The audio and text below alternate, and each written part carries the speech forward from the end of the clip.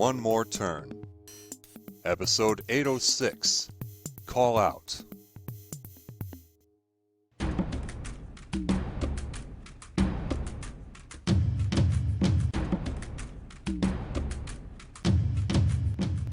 How dare you presume to compare your parenting experience to mine?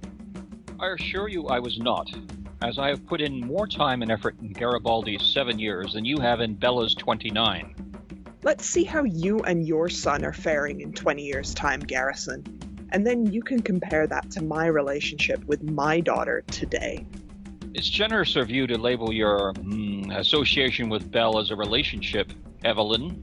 She is your employee for your political campaign, which will thankfully soon end in dismal failure.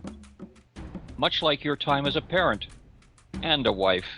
You arrogant son of a bitch. Gary and I were working through our problems until you took it upon yourself to interject yourself into them. As Belle's godfather. Irrelevant. Again, we were having marital issues, not child-rearing ones. When Belle calls me asking if she can stay over at my house because her parents won't stop yelling at each other, it became very damned relevant. This is the first I'm hearing of this. She never told me. Why would she? A more pressing question is why you didn't, as that would have actually been helpful. I told Gary. He said it would not be necessary. One of you would be moving on soon. I thought he meant from your marriage to him, not from the life of your child.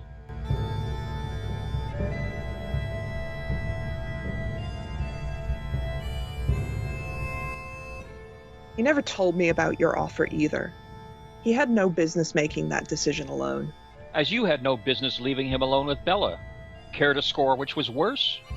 Marriage is not about keeping score. But then again, you never even tried it. I was, and I am still married. Just because it was not religious does not make it less so. No, you have a common law partnership.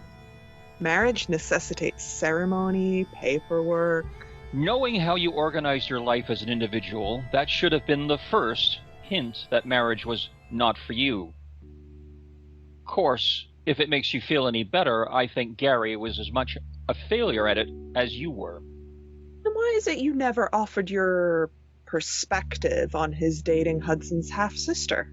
Given how long the two were together, you know as well as I Hudson would have thought Gary and Riley should have been married long before they moved in together. I never met the woman until she walked into Pedro's campaign office. That doesn't answer my question. Not every question deserves, or will otherwise receive, an answer. Allow me to begin to return the favor of unsolicited advice by telling you about Riley. I like to be amused as much as the next man. Permission granted. That woman has daddy issues she has yet to sort out. She'll come after you next. How ironic. Ironic? That you know someone else's daughter better than your own. I took your call as a courtesy to Bella, knowing how much regard she still holds you in. Jealous? Envious? Really? Really? Why? That she still holds you in high regard now that she no longer has any for her own father. If you meant that as an insult, it's more fitting cast upon you than I. If you remember what I told you, to be there for Bella in the here and now, not just having her be there for yourself, you just may prove me wrong and become her better parent. Parenting is not about keeping score either. You keep telling yourself that. Given your track record, let's see how you're faring 20 days from now after you lose in your campaign. And what's left of your dignity. Condescending git. That did not hang up the call.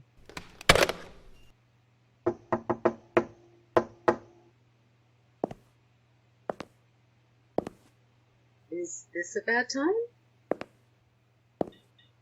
That depends for what. To learn your answer to my question. I need to learn to take my own advice more often. No thanks. My boss will want me to feature Bella, even Reese still. I doubt that very much. Pardon? Your boss is not interested in featuring more campaign managers in our company's coverage of this election when you haven't even featured the candidates yet. Why are you resisting this? It was your idea in the first place. It was my idea and you followed through. Hosting a podcast series on managers? Yours. But you were onto something that hadn't been done before. I'm just adding on to it. Blogging is not podcasting, and your company hasn't shown an interest in diversifying. Featuring the managers of election hopefuls was diversifying. Well, they should get the blogging part of that right first. Excuse me? You're rather daft. I guess Gary really was looking for somebody different than Evelyn. Line crossed.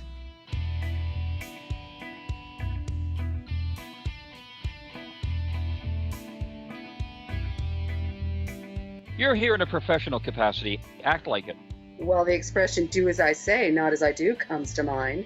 I was on the phone with Evelyn, and she confirmed for me what I suspected about you. Which is... You're looking for a mature, highly suggestible type of man who will treat you like a lady, or a parent, depending on the circumstance. You dirty, disgusting old man. I'm not old.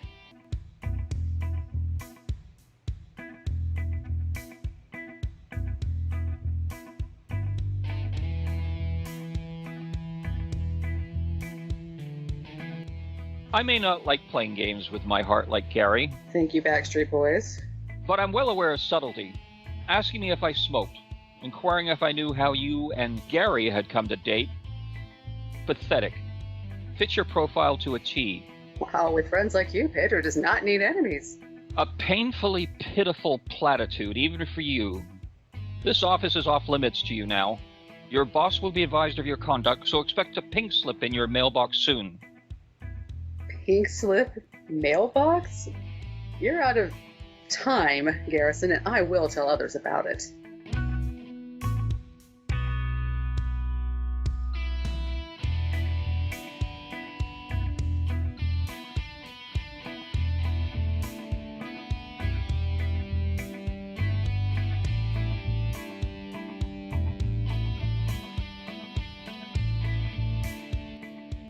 One More Turn. Written and created by Daniel Dan Q. Quick. Edited by Dark Cloud. Directed and produced by Daniel Dan Q. Quick. Characters in order of appearance. Evelyn, voiced by Hannah Codex. Garrison, voiced by Steve Warning You 2 Warner. Riley, voiced by Stephanie Makalua.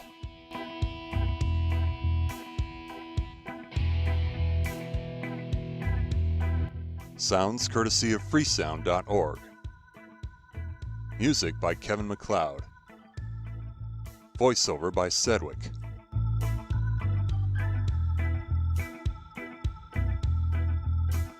Visit the One More Turn website at onemoreturn.net. Copyright Civilized Communication at civcom.net.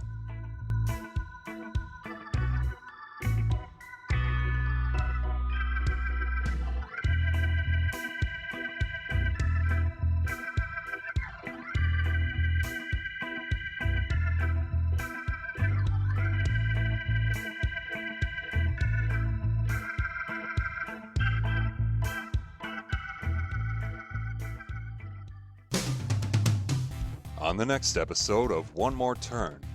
I just thought it would have been something you would have said to you if you had said that to them. I think you know that I already know that.